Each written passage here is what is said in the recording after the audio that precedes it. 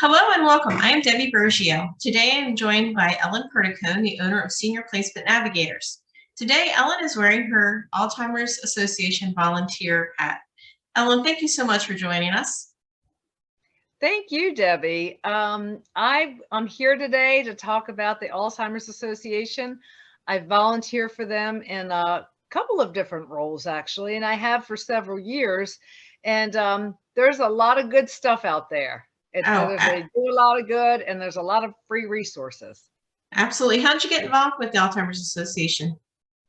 Well, that's a good question. I had been working in senior living for a few years, and I wanted to align myself with an association that I felt good about, and I wanted to give back. And in my past, I had done some private duty dementia care, and I worked in a facility that had a memory care unit. So I really had an idea about dementia. I am also a certified dementia practitioner.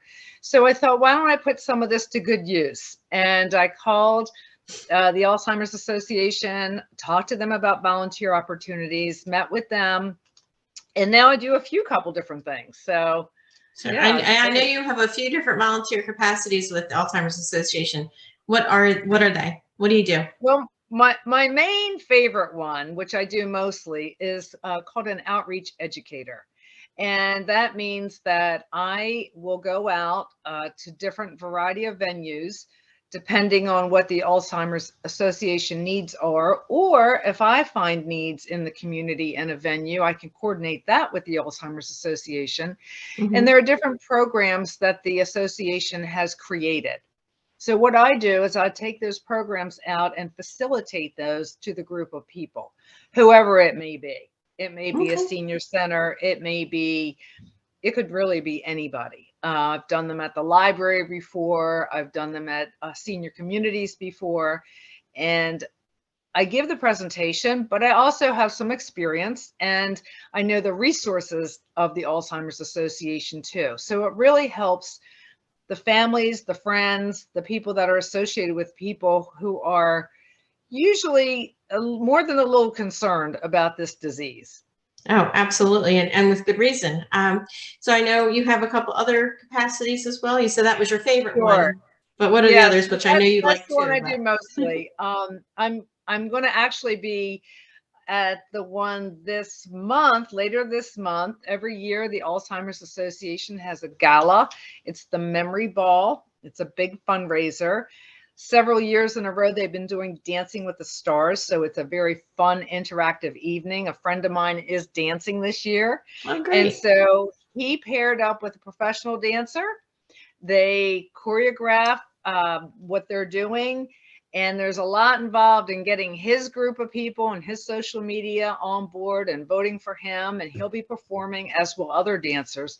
It's a great fun-filled evening. I'll be there in the role of a volunteer, probably to do anything and everything that's needed that evening. What a great idea. That sounds like so much fun. It is. And so that's why I wanted to be part of it. And then there are other various events throughout the year. One of the things they do in the fall is the walk for Alzheimer's. In the past couple of years, they've tweaked it a little. They've done it both. Last year, they did it both virtual and in person. So people had options, which was kind of nice. Year before, I think it was virtual only because of the pandemic. We'll see what this year brings, but I usually participate in that as well at least one of the locations. In addition to presenting as an educator, if there is an event or something coming up, I will participate by being an information resource at a table at an event. Okay, fantastic. So I know that they have you and other volunteers to share their educational programs, but tell us, what does the Alzheimer's Association do for us? I know they educate, but the general public, Good question. They have two main goals of the Alzheimer's Association, and they're primarily this. One, they are raising funds for research. They would love to have a cure so that we don't have a job anymore, put it that way. That Absolutely. is really the Absolutely. ultimate goal, but every time research is done, it's moving forward. Every time it's moving forward. And there are things lately going on in the news. You might have read about some new treatments coming up. So it's always moving forward. So part of it is fundraising. The other piece of the Alzheimer's is resources, education, and help. And so many of the resources are free.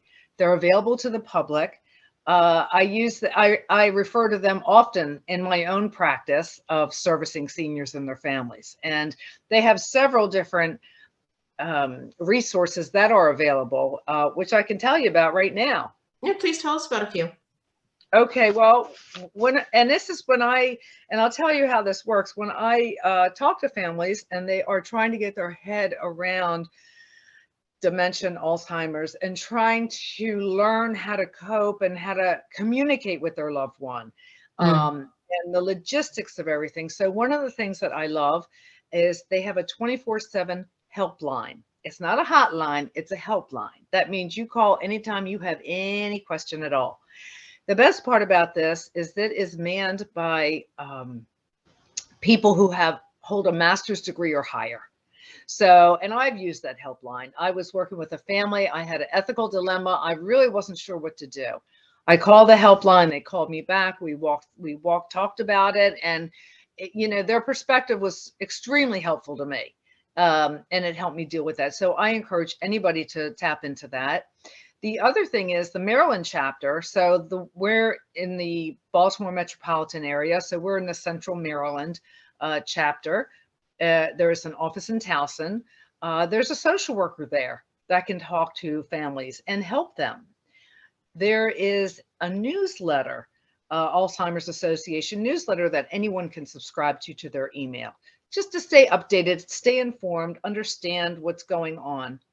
The education that I do live, there are other facilitators and volunteers that do this virtually. So at any point, if you went to the Alzheimer's website and you wanted to learn and view the educational presentations, there's a library right there at your fingertips. And this is good for caregivers, anyone in the industry, anyone who works in the field of senior living, as well as the seniors and the family themselves. And then, of course, there's the live presentation, which is part of what I do. They also have, for people with early stage dementia, they have something called Memory Cafe, which is coming back. And Yes. the way that it works is that the person with dementia and their care partner would go together, and they would have a facilitator at wherever the location is. They'd probably have maybe a snack or a light meal. And then the people with the disease would go with someone, and the family member or the care partner that group would go with another. And it's kind of like a support group. And just so they can relate and not feel so alone and isolated. And in addition to that, there are support groups, which are both virtual and in person. And I've talked to many people about support groups, and I've been to them. So people feel, oh, I'm not a joiner. Oh, I want to complain. I don't want to hear everybody complaining. Well, it's not a complaint group. It is a support group because they are facilitated by trained facilitators to keep the meeting on track. And what I tell people is, you don't know, you might be sitting next to somebody who's going through what you are. They just went through that 6 months ago, and they can give you a perspective that you might not have. And the piece about this disease that's so difficult for families is you feel so isolated. Absolutely. It is very isolated. It can be overwhelming. Everything that you think is what you would do, it's almost counterintuitive to help someone with dementia. So it's a learning curve. So as a person who may be caring for someone or concerned about someone in one of our loved ones, it's dementia, we just reach out to the website, we pick up the phone, and the website, it couldn't be easier. It's alz.org. I love it. Yep, that's easy. As simple as it can be, alz.org. And then you can go to there's so many different tabs, but you can go to the Maryland chapter if there are places that you want to go in person or personal connections, or if you just want to see the array of online virtual based resources, you can look in another direction. It doesn't have to necessarily be Maryland based. Okay, that's fantastic. And I know Alzheimer's is going to have a table at our fair. I'm so excited. Yeah, I'll be there. Great. Yeah, and so just encourage everyone, if you have questions for Ellen or watch presentations, visit the website, but come and join us in person on May 5th at Mount Zion in Highland to learn a lot more and to visit online. Looking forward to it. Oh, before I let you go, how does someone become a volunteer? Oh, they love volunteers. Okay. So I come see me if you're at the fair. Go to alz.org, go to your Maryland chapter, go to volunteer, and there's a tab there. And I will just say this about volunteering. There are so many different types of volunteer work to do. If you feel like you'd like to give back, or you feel like you'd like to give back in someone's memory, or want to do something useful, this would be it. And there's so many different types of positions. No matter who you are, there's something for you. That's great. All different skills and talents are welcome. Definitely. Yeah, fantastic. Ellen, thank you so much for sharing and educating all of us. And we will be talking soon about you bringing a program to Mount Zion to educate us there. Great. Thank you, Deb. Thanks, Ellen. Have a great day. Bye now.